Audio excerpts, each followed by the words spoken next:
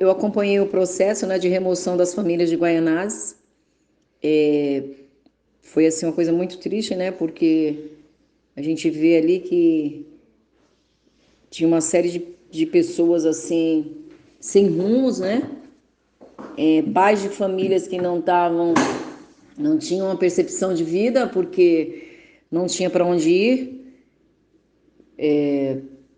Mesmo antes da pandemia, os pais que já estavam desempregados, as pessoas foram ocupando aquele terreno e quando começou a pandemia piorou, né? Tanto aqui como em todo lugar, a orientação para a prevenção do coronavírus tem sido ficar em casa e lavar as mãos. Mas quando de um dia para o outro você e sua família não têm mais onde morar. Pelo menos 10 reintegrações de posse rolaram em São Paulo durante a pandemia.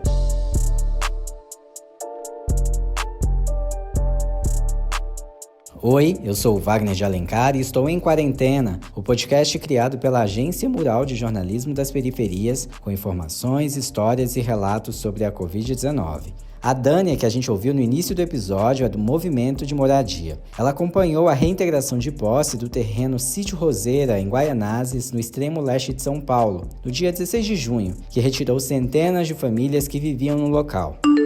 E aí o povo começou a ocupar o lugar, ocupar pela necessidade, foi ocupando, e chegou em torno de 500 famílias ali, e não teve nenhuma solução, né? Porque, na verdade, eu cheguei no oficial de justiça, foi algo que foi de assim surpresa, mas mesmo sendo surpresa, que ia ter essa desocupação, 3 dias antes foi avisado. E aí, no dia, eu ainda cheguei no oficial de justiça, fui conversar, que eu falei para eles, vocês estão aqui ajudando na retirada dessas famílias, né? E não tem uma assistente social, não tem ninguém da área da saúde, não tem um conselho tutelar, nem um conselheiro, não tem ninguém para dar um respaldo para essas crianças, para essas famílias. Eu falei, gente, isso se torna já um crime, né? Porque o que está sendo feito aqui não é uma coisa que perante a lei a gente diga que é algo normal. E mesmo assim ele falou: ah, mas a solução desse povo é eles irem para de onde eles vieram. Foi a resposta que ele teve, né? De acordo com o grupo de pesquisa Observatório de Remoções, ao menos 10 remoções ocorreram durante a pandemia e outras 6 estão em curso. Os moradores despejados relatam não receber assistência nem alternativas. As famílias estavam com muito medo que isso acontecesse, todo mundo com muito receio que isso acontecesse. Eles não queriam acreditar que isso ia acontecer, né? Eles estavam assim se firmando, todos se firmando, né? Que jamais os governantes fariam uma coisa dessa, mas infelizmente, com todo o medo, o receio, a tristeza, eles foram arrancados da mesma forma. Muitas famílias ali, tudo angustiadas, chorando, sem saber um destino para os seus filhos. Essa é a realidade que a gente viu ali. Para tentar evitar situações como essa durante a pandemia, um projeto de lei chegou a ser aprovado pelo Congresso Nacional. Ele buscava proibir despejos até dia 30 de outubro, mas os trechos que tratam do tema foram vetados pelo presidente Jair Bolsonaro. Em São Paulo, a Defensoria Pública chegou a solicitar que novas ordens de remoções não fossem tomadas nesse período, mas o Conselho Superior da Magistratura do Tribunal de Justiça do Estado de São Paulo rejeitou o pedido. Enquanto isso, lá em Guaianazes, as famílias do Sítio Roseira contaram apenas com a ajuda de outros moradores. Essas famílias não estão sendo assistidas nem ajudadas pelo poder público. É bem pelo contrário. Nós, moradores, nos juntamos, né?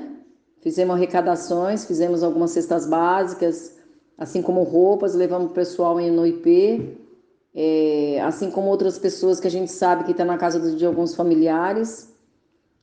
O próprio povo está ajudando o povo. Indo da Zona Leste para a Zona Norte, as famílias da ocupação Viva Jardim Julieta também estão com medo de serem expulsas de suas casas. Nascido há cerca de 2 meses, o local já conta com mais de 500 famílias que receberam a notícia que devem desocupar a área. No dia 22, agora de junho, recebemos a visita do oficial de justiça, trazendo um mandato que nós teríamos 10 dias para desocupar o terreno. e veio junto com o CRAS, o Conselho Tutelar, Polícia Militar e Polícia, a CGM, a Metropolitana. Mas assim, não fizeram nenhum trabalho para ver quantas famílias tinham, se tinha crianças, se tinha idosos, não foi feito nenhum trabalho, entendeu? Qual a situação, se estão desempregados, para ver a necessidade real de cada um, não. Quem explica é a Val, moradora da ocupação e atualmente desempregada. Recentemente, ela fez um levantamento dos moradores do local. Temos vários idosos, vários, e cadeirantes, né? Ontem eu fiz um pequeno levantamento, né, dessas pessoas, e eu vi que a gente tem muita criança com deficiência, criança com microcefalia, crianças paraplégicas, outras com paralisia infantil. E assim, fiquei impressionada com o número de crianças deficientes na ocupação. Ela também comenta sobre a falta de opções oferecidas pela prefeitura e os motivos que levaram as pessoas a ocupar aquele espaço. A vulnerabilidade todos nós estamos, né? A situação do coronavírus. O que acontece hoje? Muitas famílias que pagam aluguel não deixou de pagar o seu aluguel para comprar madeira ou material de construção para fazer o seu barraco, porque não tem dinheiro. O único dinheiro que a maioria das pessoas tem é o auxílio emergencial. Então foi bem na semana que a gente recebeu o auxílio mesmo, entendeu? Foi onde a gente comprou as madeiras. Então a maioria das pessoas não tem para onde ir. A hora que tiver que desocupar isso aí, não tem para onde ir, vai para a rua. As histórias que a gente escutou foram contadas em uma matéria do Lucas Veloso, correspondente da Agência Mural, publicada na Folha de São Paulo. O Lucas também questionou os órgãos públicos envolvidos na questão. Sobre a desapropriação de Guaianazes, a prefeitura afirmou que uma equipe do CRAS compareceu em 4 de junho no local e ofereceu acolhimento às famílias que recusaram a oferta. Já sobre a ocupação na Zona Norte, ainda não há data definida sobre a reintegração e, por enquanto, houve apenas uma reunião entre a gestão e os órgãos do Judiciário. E para fechar, a gente deixa uma mensagem da Dânia, que abriu nosso episódio. O povo só quer ser tratado com dignidade e respeito pelos governantes. E o desejo de cada pai de família é ter um lar digno para que possa criar os seus filhos.